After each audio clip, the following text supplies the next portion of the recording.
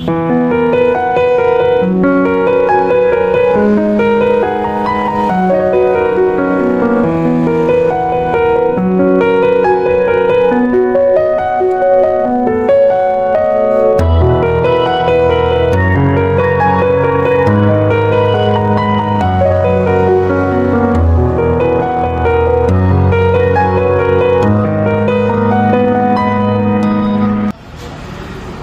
বৈশাখ আপনারা দেখতে পাচ্ছেন শুদ্ধ কিচেনের পরিচালনায় চুইঝাল রেস্টুরেন্ট কক্সবাজার জেল গেটে সারাদিন বিরামহীনভাবে চলছে ভোজন রসিকদের চুইঝালের বিভিন্ন মাংস খাওয়ার তৎপরতা।